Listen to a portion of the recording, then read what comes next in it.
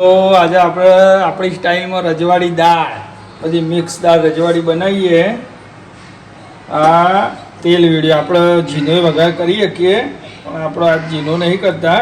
તેલનો વઘાર આટલું તેલ લીધું, જુઓ 1.5 ડોકલી જેવું આ તેલ મૂકી દીધું અને એ આ ગેસ હળગાવ્યો. હા બરાબર.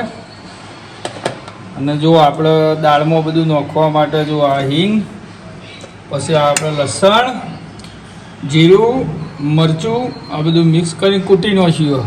અને આ વઘારમાં આપણે ડુંગળી નાખીશું મસ્ત રૂપાળી. અને તેલને આપણે ગરમ થવા દઈએ, બરાબર. અને આ બધી મિક્સ દાળ કરી રજવાડી સ્ટાઇલમાં ગાળો બનાવીને ગ્રાઇન્ડર ફેરવી દીધું હ. અને કમ્પ્લીટ કરીને મૂકીએ, વઘાર કરીએ અમે ચકાચક. અમે તેલને ગરમ થવા દઈએ. એ આપણે રહી લીધી રજવાડીમાં, એ આટલી રહી નાખીએ, બરાબર. આ રહી નાખી, રહીને ફૂટવા દઈએ. એટલે આ જીરું આપણે વઘાર જેટલું નાખીએ છીએ એમાં, બરાબર. એ આ જીરું નાખી દીધું. અમુક વઘાર સ્ટાર્ટઅપ થઈ ગયો. અને પછી આવશે આપણે રજવાડી દાળમાં ડુંગળી, એકદમ નેનું કટિંગ કરી દેવાનું, આવું મારા જેમ, બરાબર ને ડુંગળી. અમે આ ડુંગળી નાખી દઈએ વઘારમાં. તો એ આમાં ડુંગળીને નાખી અને રજવાડી સ્ટાઇલમાં આ હલાવવાની, આવી રીતના લાલ થવા દેવાની. કે લાલ આમાં આપણે ડુંગળીને તળવા દઈએ, બરાબર. ડુંગળી લાલ થઈ જાય છે. અને આમાં આપણે જો આ લસણ, જીરું, મરચું એ બધું ખોડીશું. આપણે મિક્સરમાં નહીં ખોડવાનું, ખોડવાથી સ્વાદ સારો રહે ચકાચક. આ જો આ નાખી દઈએ દાળમાં ચકાચક. અને એમાં પછી તો આપણે ફેરવી દઈએ મસ્ત ચકાચક. અને થોડું લસણ ને મરચાં ને ડુંગળીને ચણાને ભેગું મિક્સ કરવાનું, થોડી લાલ થવા દેવાનું, લસણને ચડવા દેવાનું. મસ્ત થઈ જાય, થોડી વાર ચડવા દઈએ આપણે, બરાબર. એ આ ચડવા દઈએ, ચડે છે મરચું ને એ બધું. એકદમ ટેસ્ટ તો પણ જુદો જ આવશે. આ તમે આવી ટ્રાય મારશો ને તો મસ્ત ટેસ્ટ આવશે, સ્વાદમાં ચકાચક થશે. આપણી સ્ટાઇલ છે ભાઈ, હું આવી રીતના દાળ ભાત બનાવું મસ્ત. તો આમાં મસાલા લીધા આપણે, બરાબર. એ આ હળદર નાખી, બરાબર. એ આ મરચું નાખ્યું. અને ધનિયા,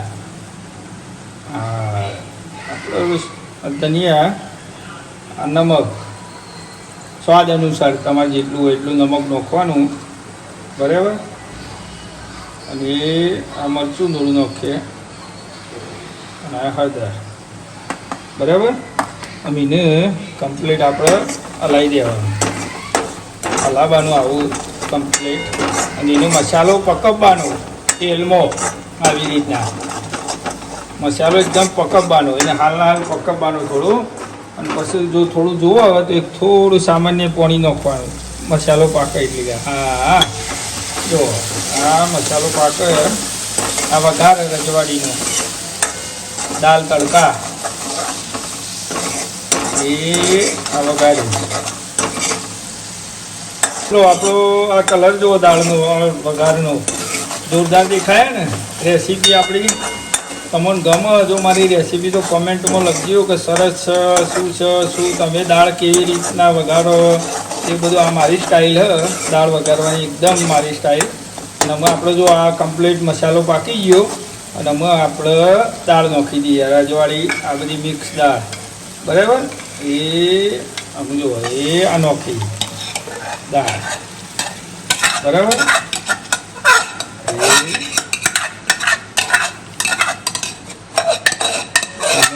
આ દાળ નાખાઈ જઈ, અમુક અને હલાવી દેવાનું જો. અને અમુક હલાવીને તમારે પાણી જો વેળવું હોય તો વેળવાનું. અમે પાણી થોડું વેળીએ છીએ, કારણ કે દાળ અમુક ઉકળશે, બરાબર. એ આ પાણી વેળ્યું 1 ગ્લાસ જેવું. હા હા, આમાં ઉકળવા દેવાની. આમાં ઉકળવા દેવાની. જુઓ મિત્રો, આપણી દાળ આમાં ઉકળે છે. તો આસાન રાડો થઈ ગયા ને એકદમ રજવાડી સ્ટાઇલમાં.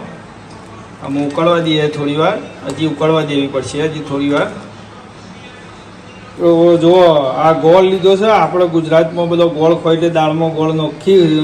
હું તો ગોળ નાખતો નહીં, પણ આ તો બધો ઘરનો ખાવાની એટલે ગોળ નાખીએ છીએ.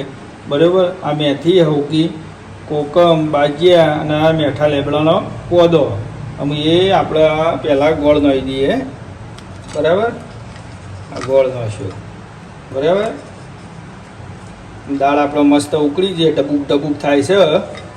અને આ ઉકી મેથી, આ કોકમ અને આ મેઠા લેબડાનો પોદો, આ બધું નાખી દીધું. ને એ પછી આપણે દાળને હલાવી દેવાની. અમે ગોળ થોડી વાર ઓગળે એટલી વાર થોડી વાર ઉકળવા દઈએ. બરાબર. અમે હજી જુઓ આ દાળને જુઓ, એક કલર તો તમે જુઓ આમ જેવું આમ પાણી વળી ગયું છે. તમને જોઈને કા મોન્ટુભાઈને બોલાવવા પડી ગઈ. પાણી બોલાવજો, આપણે બનાવી આલીશું. દાળ રોટલી ભાખરી હોય તો મજા આવે, બાજરીની રોટલો હોય તો મજા આવે. વરસાદ પડ્યો હોય ને તો જોરદાર આ બધી અતરંગી દાળ કહેવાય. જુઓ આવી સર મસ્ત.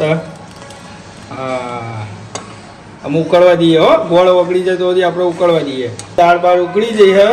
આમ લાસ્ટમાં એ આ લીંબુ, આ ગરમ મસાલો હ અને આ કોથમીર. અમારે થોડી ઓછી હતી ત્યારે ઓછી રાખીએ, કોથમીર નાખી દીધી. બરાબર. આ ગરમ મસાલો હું તો ઓછો જ ખાઉં, ગરમ મસાલો ના લેબુ. બરાબર.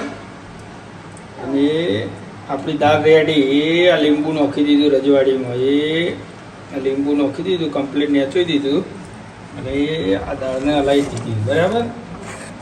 આપણી રજવાડી દાળ એકદમ ઓકે. જો તમને ગમ્યું હોય તો તમે આ વિડીયોને બહુ શેર કરજો.